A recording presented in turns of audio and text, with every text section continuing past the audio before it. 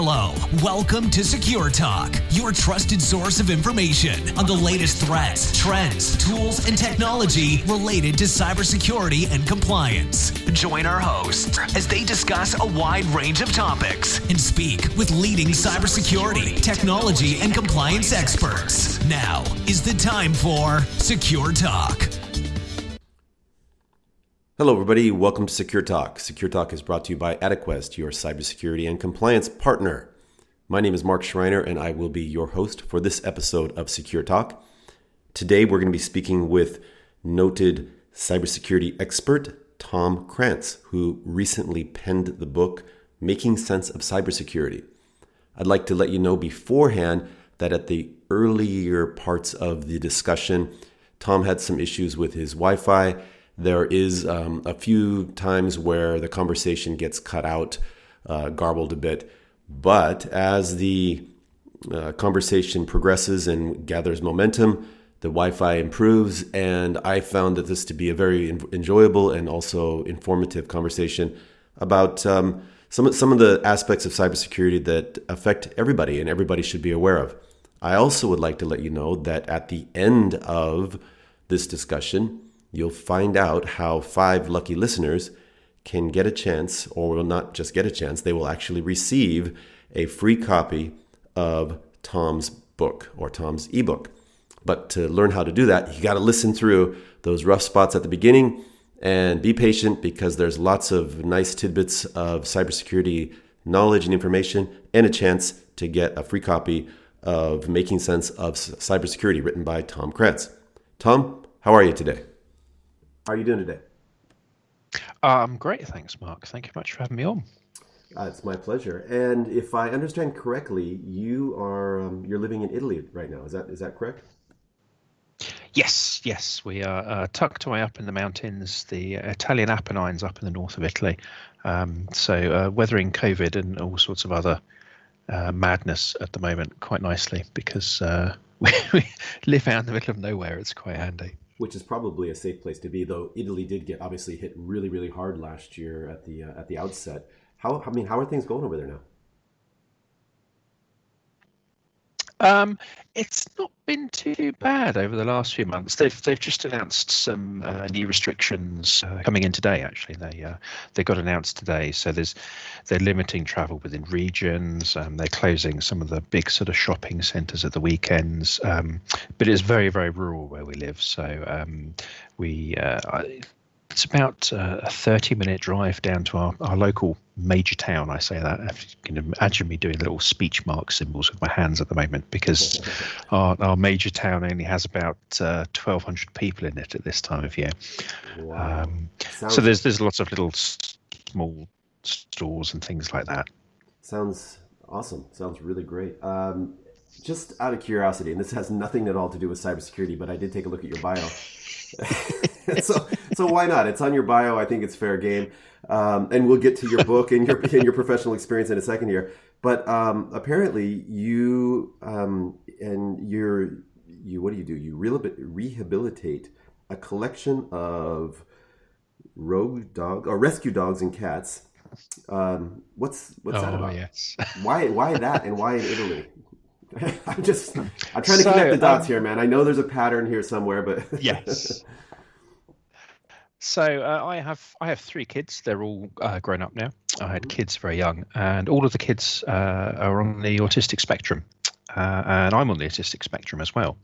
And I got involved in some charities in the UK that help parents of children on the autistic spectrum train up dogs and cats as support animals to help children with transitions, things like going to bed and getting dressed and stuff like that. As part of that, I worked with a local rescue centre in the UK and adopted a rescue dog, trained her up to help my kids when they were younger and help them with their autism. And then off the back of that, I adopted another rescue dog because I carried on working with the rescue centre, and I've got a bit of a soft spot for dogs as well. And then adopted some cats and things. And I got a reputation working with the rescue centre as someone who could rehabilitate dogs that had suffered abuse or they were having difficulty rehoming. So it ended up that actually the rescue centre would get in touch with me and let me and my partner know whenever they had a new animal coming up that they couldn't rehome or had behavioural difficulties or had been very badly abused. So we ended up sort of being saddled really with the hard luck cases. And then when we moved to Italy, we brought them all across with us, and then did the same thing over in Italy. So I've been working with a rescue charity over here. We've adopted 2 dogs so far, who are both, all of our dogs are sort of failed working dogs or they're working dog crossbreeds. So they've all had a very high prey drive. They're very difficult to train and they need a sort of established routine and lots of space to run around with. We've faced a similar situation over here in Italy, where they have a breed called Cane Corso. I don't know if you're come across them, but they're huge. They're massive, great dogs. And lots of people have bought them as puppies, thought they were quite cute. And then when they got up to 50, 55 kilos and they're monstrous big dogs, they need to get rid of them. So we've acquired a couple of Italian Cane Corsos over here, which is great because where we live up in the mountains, we're surrounded by wolves, wild boar, deer, wild goats. We've got all sorts going on here. So having a well-trained pack of dogs to keep us safe and company in the winter months has worked out quite well. That is amazing on many different levels, and hats off to you for doing that. I mean, that's just it's really impressive. In terms of how the dogs can help autistic children and how you're out actually helping these dogs to kind of get rehabilitated, as you said. And I actually had a follow-on question because you mentioned opinionated ducks, but I think we'll leave that to maybe our next conversation. I'm really interested in how these ducks get their opinions, and I know that apparently when they're the first animal that they see, what do they call that? They kind of attach themselves to. But I'm just gonna leave that because I think Secure Talk is supposed to be about cybersecurity. But it sounds really, really fascinating what you're doing there. Why don't we jump now into a little bit about your background in the cybersecurity space, and then we'll talk a little bit about your book. Yes, so I got started back in the early 80s when I was about 10 years old. My dad was a teacher at the time, and in the UK, the state broadcaster, the British Broadcasting Corporation, the BBC, was working with the UK government to teach school children IT skills. It was the early 80s. The sort of home computing boom was really kicking. And as part of that, the BBC had a competition amongst computer manufacturers to build a computer to the spec of the BBC, which they could use to teach computing skills. And Acorn was the manufacturer who won that. With what was the BBC Micro, absolutely hands down the best computer ever in the history of mankind. It was fantastic, and because my dad was a teacher, he got access to one. So he literally came home from work one day and slapped this big pile of boxes down in the living room and said, "This is called a computer. I don't know how it works. You guys are going to have to teach yourselves how to do it." So we got it all plugged in, got it all up and running, and started to program and work out how to actually get the thing to do anything.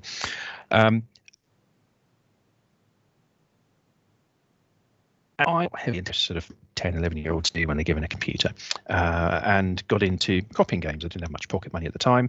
It was hugely expensive to buy games. It was like 2 months worth of my pocket money and odd job money to actually buy a game on cassette. So I started to learn how to copy protection. I wanted to take backup copies of some of the games because I didn't want my brothers playing my saved games and ruining my progress in the game.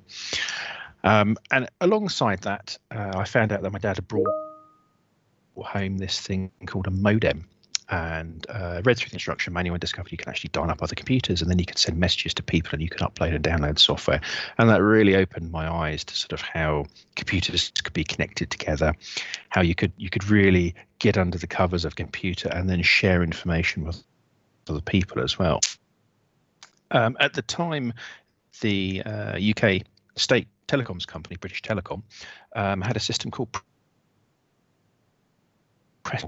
where you could connect to your computer, you could dial up with a modem, you could download information. But for a monthly fee, you could also have an email inbox. And at the time, the UK Prime Minister, Margaret Thatcher, Prince Charles, all these people had Prestel emails. And I couldn't afford, not even remotely, the subscription costs for this. Had worked out from talking to other people on bulletin boards and dial-up systems that I'd got the Prestel dial-in numbers, and so started trying to guess usernames and passwords just for a laugh, and then got access as a BT systems engineer and was able to create my own subscription-free Prestel account. So I got to send off emails to key politicians, things like that. Right into security, it's basically, okay, if you're a BT systems engineer, make sure that your account number isn't 222222, and make sure your password isn't 1234. This was all going great, and then I came across the sort of second side of understanding computer security, which is being found out and punished for breaking the law. My dad came home one day, saw me logged into Prestel, and went absolutely mental at me. I was banned from the computer for a month. The modem was taken away and never seen again. It was harsh times. It was harsh times. But that sort of fostered my interest in computers, in making them do things that people weren't really planning for you to do. You know, hacking at its most fundamental sort of level. How does this work? What can I make it do? What happens when I make it do that? What else can I make it do?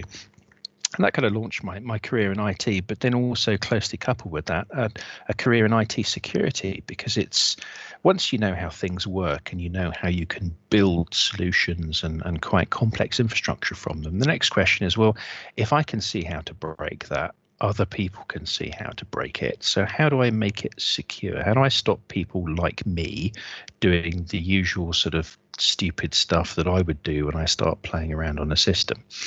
And so as I advanced over my career, I've worked in I've built some fairly chunky pieces of infrastructure over the years. Did work with supercomputers, lots of silicon graphics and some microsystems, high-end systems. Built some mission critical 5.9 solutions for various organizations. But all through that, at the back of my mind is always, okay, how do I break this? So tell us a little bit about your book, the Making Sense of Cybersecurity. Who is it written for, and what's it about? So I've worked at a number of different consultancies over the years. I've run my own consultancy, and I've been frustrated at how opaque security can be, especially for the very people we're trying to help. We're going out and talking to executives, to managers, to people who want to use computers and don't necessarily want to understand computers. And we're trying to make them be more secure. We're trying to help them help themselves. But there's nothing really aimed at them. Security people are very good at coming up and saying, "Oh, that's a rubbish password. You need to have 200 characters long, and it has to include Russian characters, and you need to have Egyptian hieroglyphs in your password to make it secure." We go out of our way to make life, and it needs to be changed every 48 hours. Right? It's exactly that, and we go out of our way to make people's lives difficult when we should be helping them understand why they need to do this stuff and helping them be more secure in a way that works for them. And this hasn't changed, and it's got more and more frustrating over the years, especially when I go and talk to executive leadership team, when I talk to the C-suite, and I constantly get this pushback about, well, but why? Why should we do that? Why does this matter? What does that mean? How does that apply to me? Oh yes, I saw this company get breached by Iranian cybersecurity hackers, and they lost 40 million credit card details, but that's not going to happen to us, is it? And by the way, did you see this really great Nigerian prince who's just emailed me, and I've got $12 million coming my way. It's those things go hand in hand, and we're not helping people understand the very obvious dangers they face. And we talk about big grandiose dangers. We build infrastructure and we build solutions, and we have firewalls, and we have deep level packet scanning, and we make sure that people have to use all these tools to check their code. When are we warning people about the dangers of hygiene, all those sort of little things? Those are things that make people secure. Those are the things that help people understand that there's a risk they face, and it's not And so there's this lack of proportional, relevant security advice for people. And it got to the point where I got so annoyed. I thought, well, there's then no point being annoyed about it. Do something about it, and hence writing the book. And it's not supposed to be an exhaustive introduction to cybersecurity, but it is enough to help people understand. Okay, this is what it's about. This is how hackers think. This is how an attacker views me. This is what this thing means. This is how it works. Okay, I get it now. And it deals with the most obvious stuff. It deals with the most common stuff. And arguably some of that stuff isn't as important to a cybersecurity budget as state-sponsored hacking or major flaws in printers or something like that. But this is the stuff that helps people understand what we as cybersecurity professionals are talking about. It makes it real for them. It makes it relevant for them. And that, I think, is the biggest thing that we as a profession can do to help people help themselves be more secure in how they use computers and the internet and technology in general. No, I think you bring up an excellent point. And almost every organization that we touch base with, and most of the people in those organizations, if you say who's responsible for cybersecurity, they would point to one or two guys in the IT team and say, oh, well, that's their responsibility, that's their job. And it's kind of like saying who's responsible for profitability of the company. Well, everybody is. And who's responsible for cybersecurity? At the end of the day, everybody is, because you're only as strong as your weakest link, right? So you could invest a bajillion dollars in the latest, greatest technology, but if somebody takes a thumb drive that they found in the parking lot and comes in and puts it into their laptop, assuming that the latest, greatest technology doesn't prevent them from doing that, you're going to have a problem, right? And if they're clicking on phishing emails that they shouldn't be clicking on. So you got to have both, right? And but part of it is just creating that awareness that it is everybody's responsibility, right? In fact, in your book, you say, I think you have a section called Cybersecurity, Everyone's Problem. So talk a little bit about that. Yes. So it's that actually came from a conversation I had with a friend several years back. He was very pleased. He brought a brand new car, and he was showing it off. It was a fairly snazzy BMW, actually. And then I met up with him for lunch about 6 months later on. And he was really upset. And it turns out that the engine had just seized and blown up. And I was saying, it's a brand new car, dude. What's going on with this? And it's a BMW. It's supposed to be a bit more reliable. And he said he had it trailered to the garage, and they looked at it and they said, "Oh, you hadn't topped up the oil. It had run out of oil, and the engine had seized." Ouch! Oh my gosh! And he said, the garage gave him a really hard time and said, "Look, it's your responsibility to check the oil and to top up the oil." And he said, but no one showed me how. No one told me this. It's the first car I've ever had. And that for me encapsulates the problem we face in cybersecurity. It's people are using computers, they're using technology, they're at risk from software flaws, from application flaws, from companies trying to steal our data or to manipulate us in various ways. We're not telling them how this stuff works. We're not telling them the basics. We're not telling them how to check the oil at a technical level. And so when they do get hacked, they're completely blindsided by it. And for me, it's people don't like having problems pointed out. And I had some pushback from whenever I bring this up, because people say, cybersecurity isn't really my problem, is it? It's not to me. It's not down to me to fix it, right? That's your job. That's what I pay you for. And it's like, but we all use technology. We all have computers in one form or another, whether it's our mobile phone or a laptop or a desktop or a tablet. It's a computer. It runs software. It has vulnerabilities. It's a problem that affects us all. I'm not expecting, my 21-year-old daughter to suddenly reverse engineer all of the software running on her Android mobile phone and fix all the security flaws. It's security is a problem, but that's not the problem she needs to fix.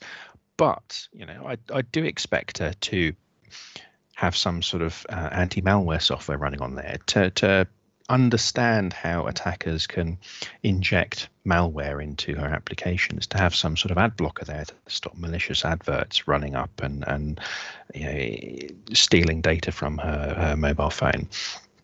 And it's this level of stuff. We need to be clear that it's a problem that affects all of us.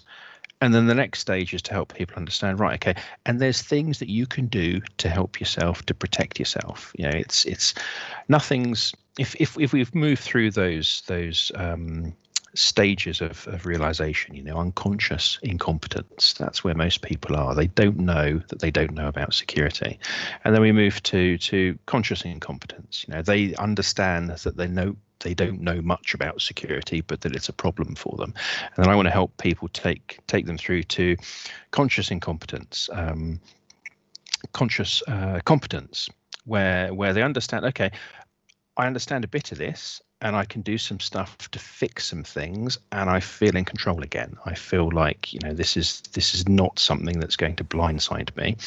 And then the security profession as a larger whole moves into unconscious competence. The rest of us are out there fixing this stuff without really giving it much of a thought. And it's, oh yeah, I've got some North Korean hackers again. Well, that's just a Tuesday morning for me, right? Let's just get on with some patching.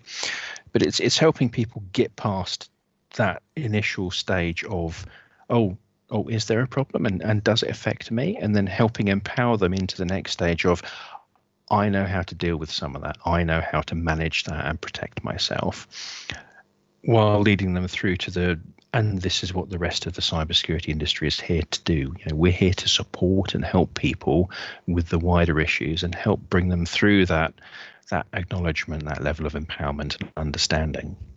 Yeah, what you're talking about, kind of, it's a whole paradigm shift. The way we work now and the way we live our lives compared to, say, when I was growing up, is so radically different. And the flow of information and the volume of it and what we have on our phones and in our laptops, that the PII that we share with other organizations daily, and how we do that. This is all new, relatively speaking, right? And so you can understand that there's this lag in understanding in terms of what is privacy, what are my rights, what are best practices in terms of protecting my data. And things like public Wi-Fi, we're like, wow, man, Starbucks has Wi-Fi. This is awesome. I can get on here and do my e-banking. And you know what? Maybe that's not a good idea, right? Because, and who would know? Because when I grew up, I didn't know what Wi-Fi was, right? And so it's kind of like, this is the greatest thing. And so what you're talking about is just breaking it down for everybody to say, hey, you know what? These are some, the North Koreans are the least of your worries, but it's these guys that want to get your PayPal account login, and you're sitting there at Starbucks giving it to them, and you don't even understand that, right? So, Exactly. What if you could just give like 3 tips for, I would say for the masses, but also even for leaders, executives in companies that say, hey, you know what? Here are 3 things that everybody should be aware of. I mean, you mentioned a couple, like, having the right anti-malware software, etc. But what would be your top 3? Good one. I think anti-malware, antivirus, some sort of anti-malware suite is definitely on there. Yes, there are ways to get past it. Yes, there are ways to spoof it. Yes, as a cybersecurity industry, we're always falling over each other to breathlessly say, oh, here's a new strain of banking Trojan and it can't be detected by antivirus. But you know what, that's a constantly changing sort of escalation. It's an arms race. New malware comes out, new antivirus comes out to deal with it. New malware comes out, new antivirus, and so on and so on and so on. But the bare minimum should be stick some anti-malware on your phone, on your laptop, on your desktop. It's better than nothing, and it deals with the majority of bad stuff that people will try and do. I think the next one is passwords. Passwords suck. They have always sucked. They sucked back in the day of BT and Prestel. They suck today. They will suck in a decade's time. We are not going to make systems more secure by making passwords more and more ridiculous to remember and guess. everybody, please get a password manager. There's loads of them out there. Some of them free, some of them are low cost, some of them get bundled with your anti-malware suite now. But having a tool that will generate unique random passwords for you that you don't need to remember, where you can have a different password for all your different accounts, that's got to be the single biggest thing, not just to make people more secure, but to make people's lives easier. I'd really like us to get to the point where people are not having to sit there and say, oh, I need 4 special characters and 2 numbers, but I can't use those numbers because they use them for my banking account. It's just we're making people's lives a misery, and we're not making them more secure while we do it. So password managers everywhere. And a personal favorite of mine is always, as you mentioned, actually public Wi-Fi. It's enormously convenient. I mean, I'm a consultant. I travel lots. I'm constantly on trains and in airports and hanging around in coffee shops. Free public Wi-Fi, subscription public Wi-Fi. Buy some coffee, buy a meal, get some free Wi-Fi. It's an absolute godsend. It's excellent. But as you say, it's trivial to spoof. It's trivial to intercept. Just because I'm sitting in Starbucks somewhere doesn't necessarily mean I'm connecting to Starbucks public Wi-Fi, regardless of what my computer tells me. So I think VPNs, have a secure encrypted tunnel between our machine, which is relatively trusted, and a trusted third party, and then encrypt all of our traffic through that. Lots of companies are kind of seeing the light and making sure that mobile workers always use VPNs to connect to their services, and cloud-based organizations are making it a lot easier to use VPNs to access their services as a way of just cutting out that eavesdropping middleman. VPNs are a very quick, easy, simple way of making our lives slightly more secure. And as with all things, yes, there's a way past them. Yes, there are downsides to VPNs, but really, as the average user in a coffee shop, it doesn't care. Is your VPN endpoint compromised? Is a hostile government spying on it? Well, really, that's not going to impact you. But the dodgy guy sitting next to you, tapping away on his laptop, who's capturing banking details to defraud you, that's the risk you need to deal with. And a VPN is good enough. I think one of the sort of fundamental sins of cybersecurity is that we're always trying to be perfect at everything, and you can't be. And we need to start changing our mindset into, okay, what's good enough for the risks you face? I bang on about it a lot, but what's relevant and proportional and sustainable for you? It'll be great for me to take my dog everywhere and use my dog to guard my laptop constantly, but it's just not going to happen. Having a unique password for my laptop, remembering to turn off my laptop, making sure I've got anti-malware on it. Those are good enough things that are good enough for the threats that we will all face on a daily basis. That's some excellent advice. And while you were talking that, I was kind of reflecting on your story about your friend and his brand new BMW and him forgetting to to put oil in the engine. And in the cars in the U.S., I don't know about the UK, but I'm pretty much sure that you got the same stuff over there as we got here. But on our dashboard, we have these things, they're little indicator lights. We call them dummy lights. It's like, hey, dummy, your engine's going to seize up if you don't put some oil in there, right? But a lot of devices and a lot of the apps that we use these days also have I would call little indicators like, hey, you know what, that spreadsheet has some PII, some, credit card information or social security information in there. You may want to encrypt that. Or in fact, as our company has a policy on this, you are forced to encrypt it if you're going to send it to anybody outside the organization, et cetera, et cetera. Is that helping? Or like, for example, flagging an email saying, hey, you know what, this looks pretty dodgy, all right? This is the same Nigerian prince that has promised us stuff in the past. So not to pick on Nigerians or princes, but I'm just saying. There are many other nationalities and there are many other types of dodgy. Exactly.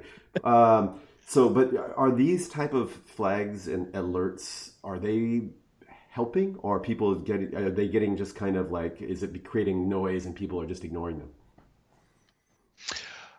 So I think they help given context. I've seen a lot of unfortunate security programs where a decision is made at a strategic level. We must enable all of this stuff, and it's turned on across the organization, and people have to sit through a really tedious 15-minute slide deck, which they forget instantly, which says why they're doing it, and then that's it. It's just gone, and it's background noise. I think we need to change our approach around that and make it much more relevant to people in their daily lives. I'm working with some clients at the moment, and the emails that they get from outside their organization have a nice red bar across the top saying, be aware this email has been sent from outside the company. Double check before you open any attachments. And if you then try and send some attachments out, you get a nice little pop-up saying, again, this email address is outside the company. You've attached something. Please double check and make sure that it's appropriate to send to someone outside the organization.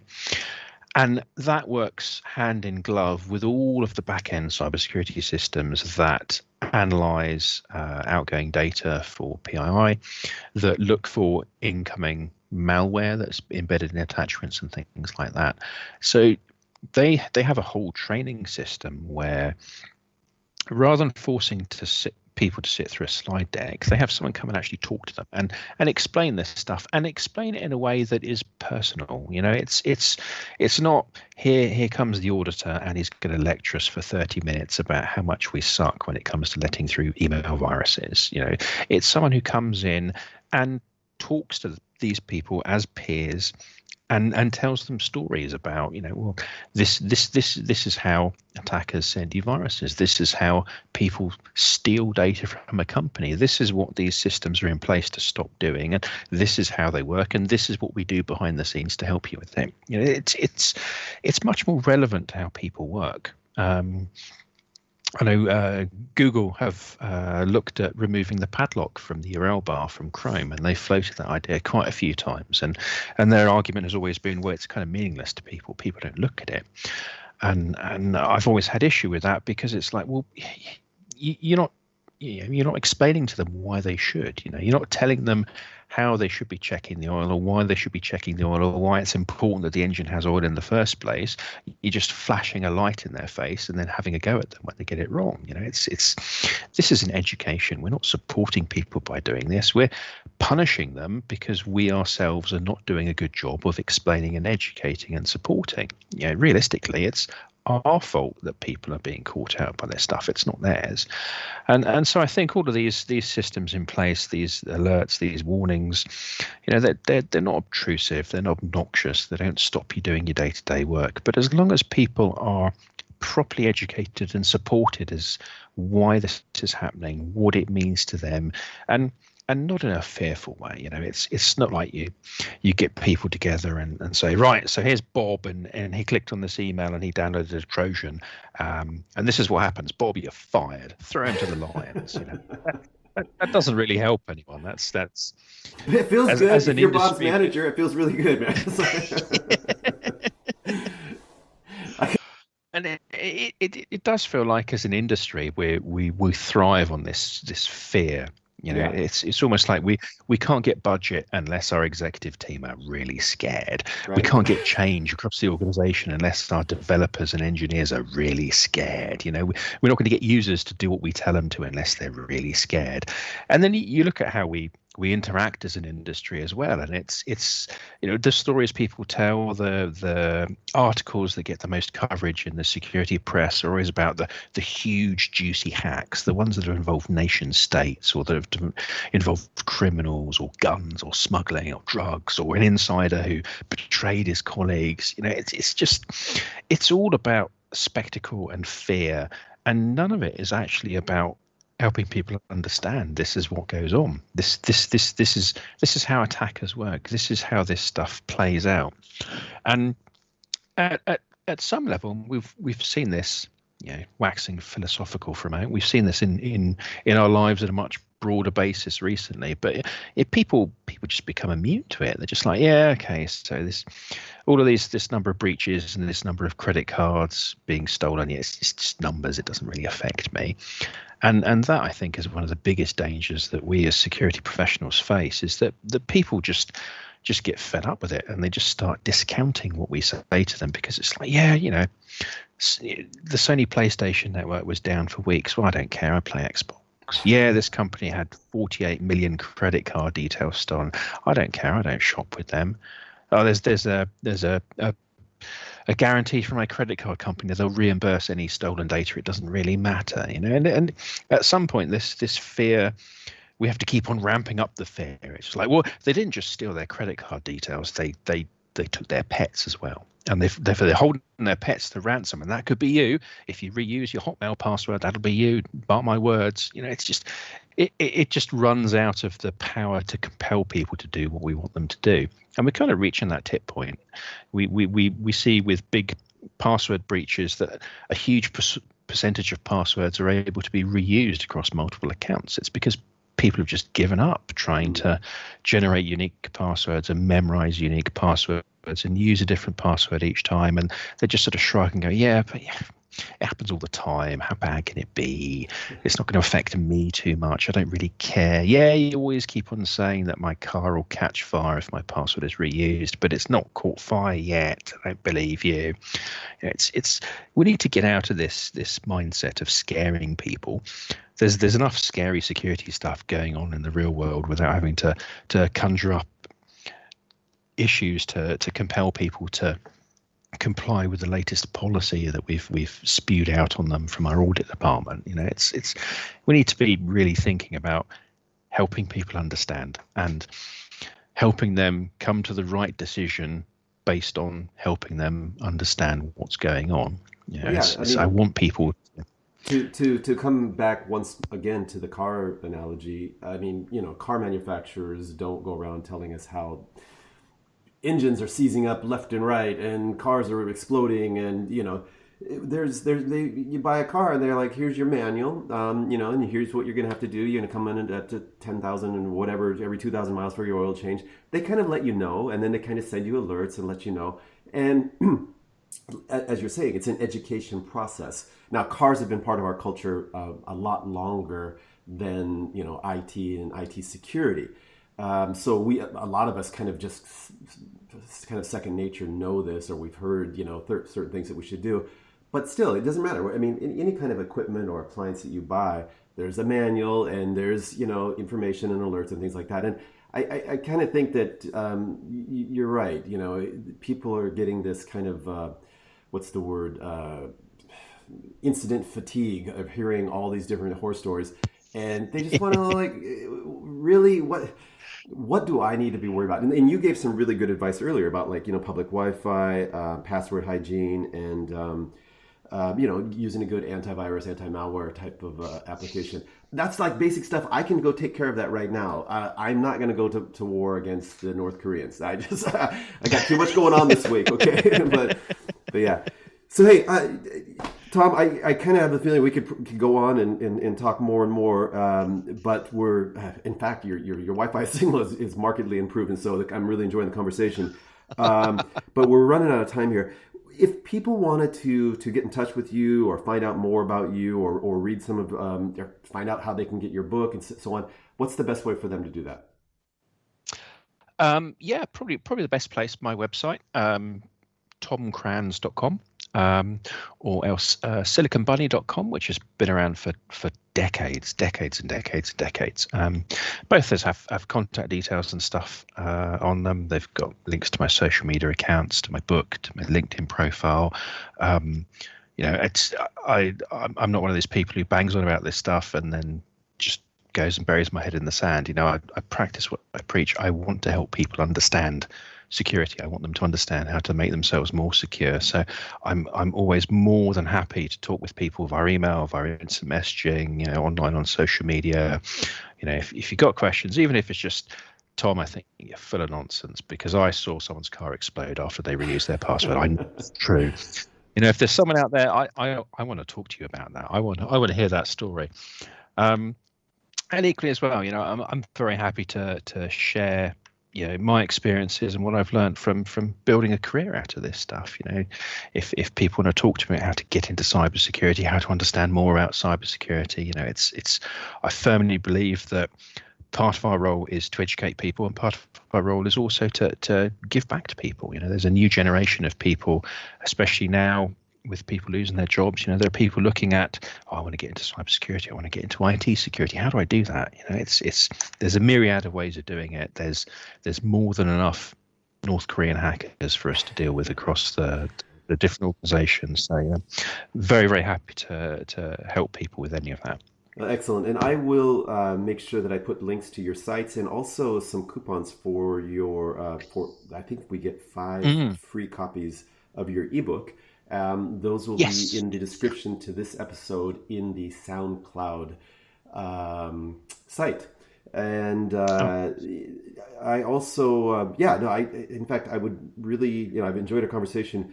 Would like to have you come back on sometime in the near future and talk specifically on the last thing that you mentioned was about, finding jobs in the cybersecurity space or pivoting into cybersecurity. What's the outlook, what skills are needed, and all that. And I think we could spend, a good, easily half hour talking about that. And of course, I want to come back and talk about those opinionated ducks. But we'll have to, because I'm really intrigued. I mean, when I get done with this, I'm going to go on Google and I'm just going to see how opinionated are these ducks.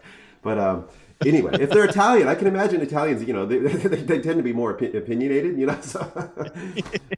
Whereas the UK ducks, maybe slightly more reserved. I'm not sure. So, I'm going to get. They are definite characters. Yeah. So anyway, Tom, it was great talking with you, and wish you the best of luck this winter in the mountains of which mountains did you say they were? Oh yeah, so the Apennines. So we're if you go onto a map and you look at Genoa on the coast and Milan and Turin, and then draw a triangle between the three of them, the highest point in the mountains is where we are inside that triangle. Sounds like an absolutely lovely place. Oh, it's epic in winter, I have to say. It is gorgeous. It gets a bit cold. Well, stay warm, stay safe, and look forward to talking to you soon.